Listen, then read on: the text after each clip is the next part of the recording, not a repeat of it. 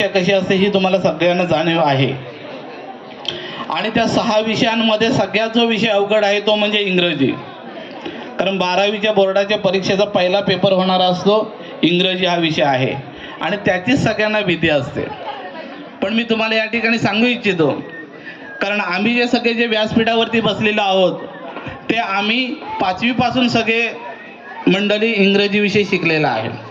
पण तुम्ही जे आमच्या समोर बसलेले आहात ते सगळेजण पहिलीपासून इंग्रजी तुम्ही शिकलेले आहात। म्हणजे पहिलीपासून शिकलेले आहात, जवळजवळ 12 वर्ष तुम्ही इंग्रजी शिकले आहात, त्याच्यामुळे त्याचं टेन्शन नाही आहे।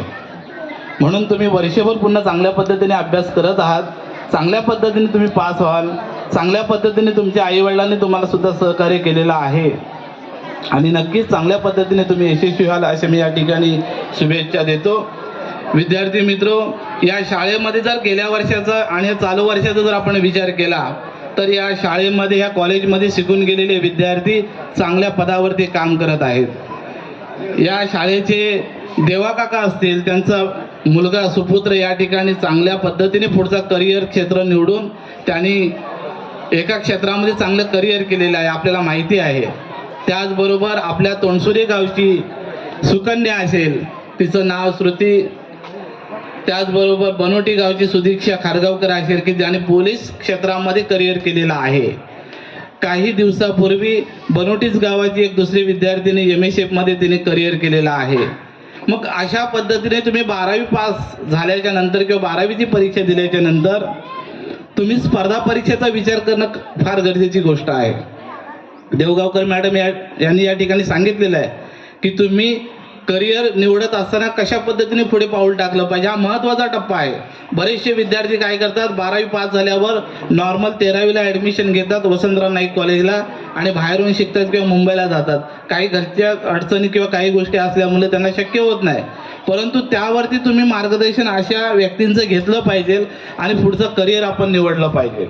एक गरीब कुटुंबातला विद्यार्थी बनकर साहेब, आपल्याला सगळ्या जाणीव असेल, बनकर साहेबांचं त्या सांगवड गावावरती खूप प्रेम आहे आणि त्या गावातला विद्यार्थी समीर मोरे नावाचा विद्यार्थी मुंबईला छोटंसं काम करून त्याने सैनिक क्षेत्रामधली परीक्षा दिली। अक्षरशः म्हणजे घरची परिस्थिती त्याची नव्हती, आम्ही डोळ्यांनी पाहिलेलं आहे।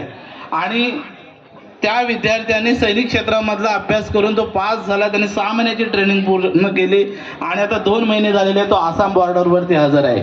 म्हणजे म्हसळा तालुक्यातला विद्यार्थी सुद्धा स्पर्धा परीक्षेच्या माध्यमातून पुढे जाऊ शकतो। पण तुम्ही ते स्वप्न डोळ्यासमोर ठेवलं पाहिजे। आपण काय करतो, आपल्या म्हसळ्यामधून हाकेच्या अंतरावरती मुंबई शहर असल्या कारणाने आपण मुंबई हा विषय जास्त डोक्यामध्ये ठेवतो। पण स्पर्धा परीक्षेच्या माध्यमातून आपण जर विचार केला, या ठिकाणी गुरुवर्य सगळेजण मार्गदर्शन करणारे, तुम्हाला जे जे शिक्षक आवडीचे आहेत त्यांना तुम्ही भेटा, त्यांचं मार्गदर्शन घ्या की मला पुढे काय करता येईल। सन 1918-19 मध्ये आम्ही आमच्या भागामध्ये एक छोटंसं वाचनालय काढण्याचा प्रयत्न केला। त्याचं उद्दिष्ट हेच होतं की आपल्या भागातल्या मुलांनी ज्यांची परिस्थिती नाही त्यांनी पुस्तकं त्या ठिकाणी उपलब्ध आहेत ते त्याने वाचली पाहिजे आणि पुढे गेले पाहिजे, काहीतरी करिअर केलं पाहिजे। बरेचसे विद्यार्थी त्यातून पुस्तकं घेऊन चांगल्या पद्धतीने अभ्यास करत आहेत आणि नक्कीच ते विद्यार्थी चांगल्या क्षेत्रामध्ये जातील, हा दृष्टिकोन आम्ही त्या ठिकाणी ठेवलेला आहे।